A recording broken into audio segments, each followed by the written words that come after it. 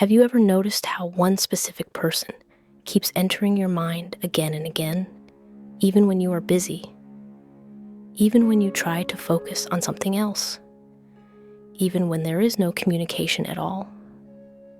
Their face appears out of nowhere. Their name echoes in quiet moments. A memory suddenly surfaces without permission. And the strangest part is that it doesn't feel random. It feels persistent, almost intentional, almost like something inside you refuses to let them go. Most people try to explain this away by saying it's just attachment, or habit, or loneliness. But if that were true, then why doesn't this happen with everyone you meet? Why not every ex, every friend, every stranger who once mattered? Why does it happen with one specific person, repeatedly, quietly, deeply? This experience is far more meaningful than most people realize. The mind does not obsess without reason. The psyche does not loop without purpose.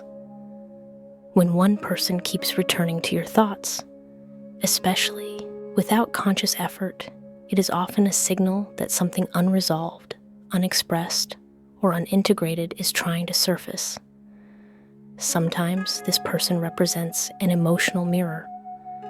They reflect a part of you that you have not fully understood yet, a desire you didn't acknowledge, a wound you tried to ignore, or even a version of yourself that felt more alive, more authentic, more real when they were present in your life.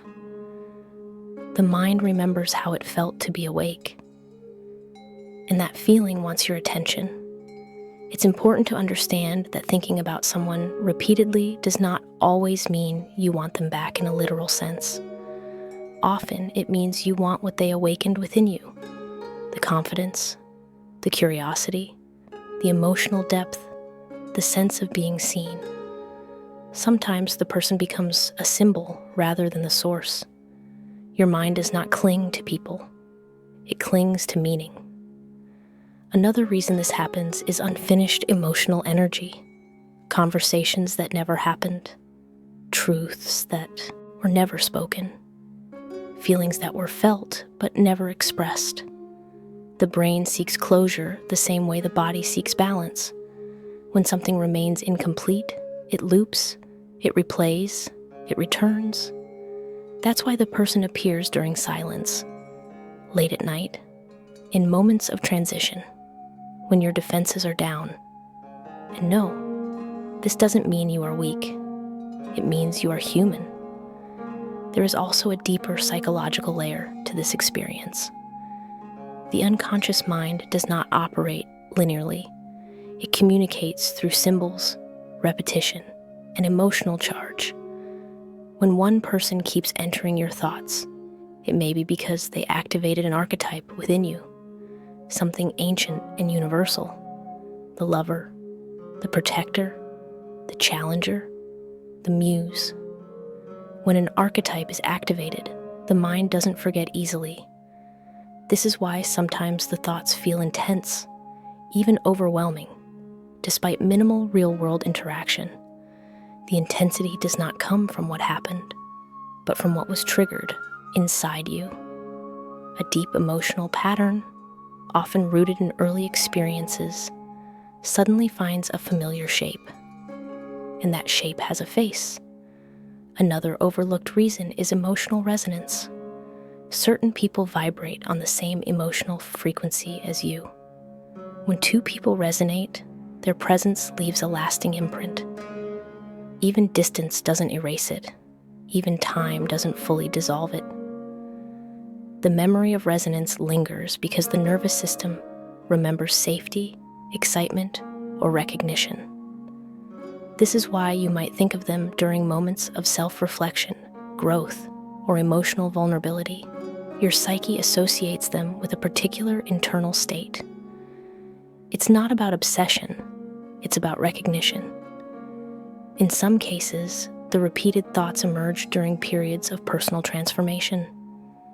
When you are changing, shedding old identities, or stepping into something new, The mind revisits people connected to previous versions of you, not to pull you back, but to show you how far you've come, or to reveal what still needs healing. The person becomes a reference point. This is also why the thoughts can feel bittersweet rather than purely romantic. There is longing, but also awareness, tenderness mixed with distance, memory mixed with insight. There is another truth many avoid. Sometimes the mind fixates because the heart felt safe, not excited, not dramatic, safe. And safety leaves a deeper imprint than chaos ever could. If this person made you feel emotionally seen without judgment, your system remembers them as a place of rest. And in moments of stress or uncertainty, the mind naturally drifts toward what once felt grounding. It doesn't mean you should run back. It means your nervous system is asking for that feeling again. You can give it to yourself. There is also the possibility that the person represents an unclaimed desire, a life path you didn't choose, a version of yourself you didn't explore. When you think of them, you are really thinking of a fork in the road, a question that was never answered, a possibility that remains alive in imagination. The mind doesn't replay people, it replays choices.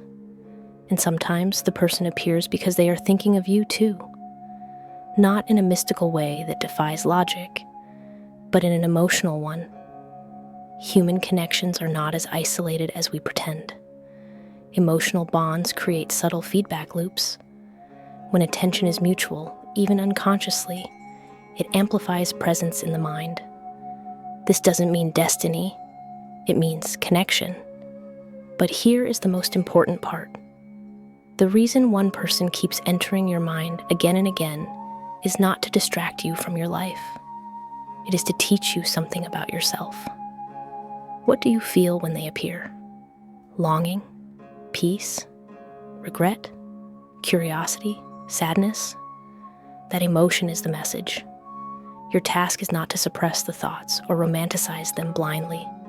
Your task is to listen, to ask what part of you is speaking through this repetition. What need is asking to be met? What truth is waiting to be acknowledged? When you understand the message, the intensity often fades, not because the person stops mattering, but because the lesson has been integrated. Some people enter your life briefly and leave a lifelong echo, not because they were meant to stay, but because they activated something that changed you. And the mind honors that transformation by remembering. So if one specific person keeps entering your mind again and again, don't panic.